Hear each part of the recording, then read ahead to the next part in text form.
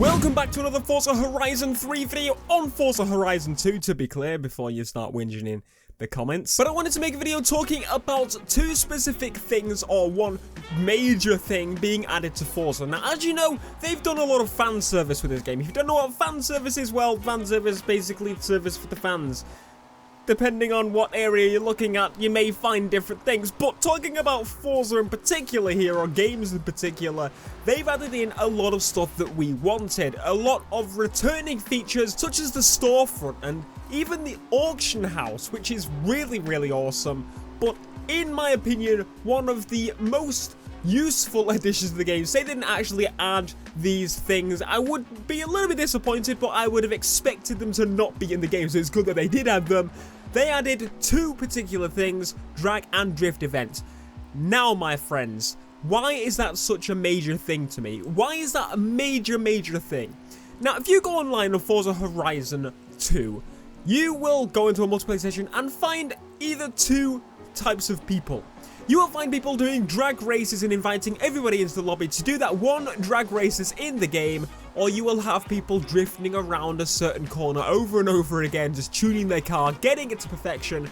That's what you get. Two different types of people, and you don't get anyone else. Maybe like the other guy that's just like screaming down the mic or something, but we'll just ignore that one because no one gives a shit about it. So in Forza Horizon 3, they have added drag and drift events to the actual game. Now, as I said, there was one drag event available in Forza Horizon 2, which was done over and over again. So I'm assuming that they've added more. I'm hoping that they've added more, because we know there's an airfield on the map, so I'm just hoping that there's going to be more of them. And obviously you can make your own events as well, so I'm assuming hopefully you'll be able to make your own drag events, because if not, I mean, a missed opportunity. That's probably going to be DLC or something. I don't know, you know. As for the drift events, they're more like the Need for Speed ones, or the auto log things from past Need for Speed games, in where it's a corner dedicated to drifting around and getting as many points as you can. Now, again, why is it a major thing that drag and drift events are in the game? In my opinion, again, it is, listening to the fans, watching what the fans are actually doing. Because, again, in Forza Horizon 2, you go online, and literally everybody is doing one thing or the other, drag or drift. There's no in-between. You literally, that is 99.9% of people what they do. Even on Forza Motorsport. Forza Motorsport, I let go a little bit. There aren't any drift events in the main game, but there's a multiplayer mode for drifting. But in Forza Horizon 2, there was no multiplayer drifting mode at all. You just enabled points, I think, and then you'd basically drift around aimlessly and have no kind of leaderboard or anything. So this actually gives you some form of leaderboard, gives you some kind of feedback, gives you some form of progression in the game for doing these type of events. My only hope now is that they did actually put drag events on the single player as well. As you know, they have the blueprint feature, which we spoke about in the previous video, in where you can make your own events. So I'm hoping that, again, you can make your own drag events, and for some time, like during the progression of the game, you'll get your friend's drag event pop up in the list of events to play, which would be really awesome in my opinion, especially when you can, like, obviously set the conditions, you can set the location, hopefully. It's interesting to, it's going to be interesting to find out how in-depth this event creator or events change your blueprints feature is going to be, because there's a lot of stuff I really want to try. Like, I want to do a lot of, mixed events in where you start going across country and then you finish on a road, so you have to build a car that's made for both. That's the type of stuff I like doing, and again, hopefully they have the ability to make your own drift events. If they go one step further and allow you to make your own drift events and actually have drift events in the main progression, like, doing a little bit of sliding. Maybe it's like, if you want to get it easy, you can use like all-wheel drive if you're not too good at it, that kind of thing.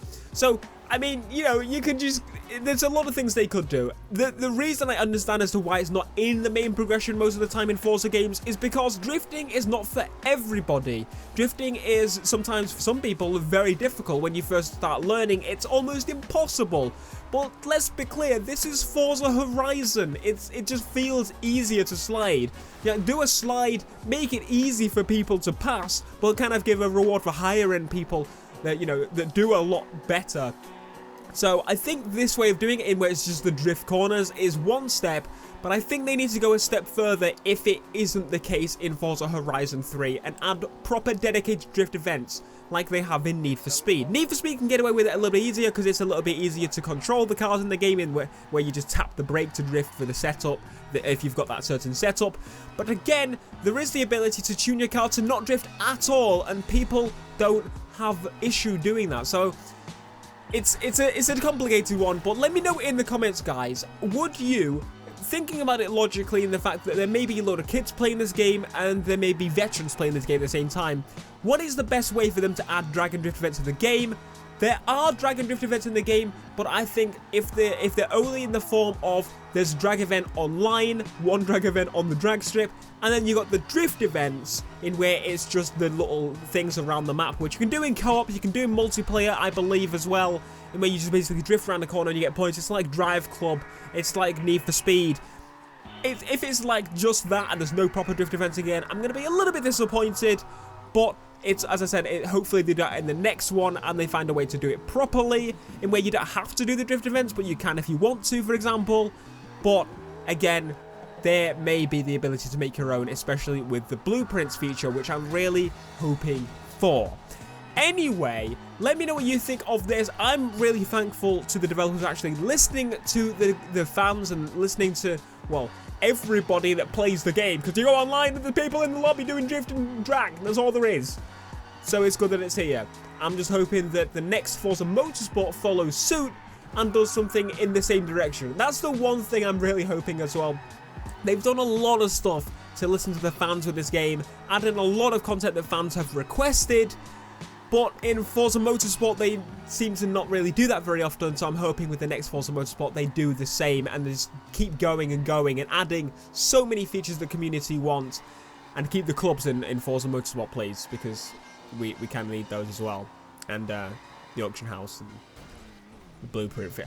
Alright, thanks for watching, guys. Be sure to leave a like, subscribe if you're in, and let me know your favourite thing so far about Forza Horizon 3. I almost said Motorsport Horizon. Base.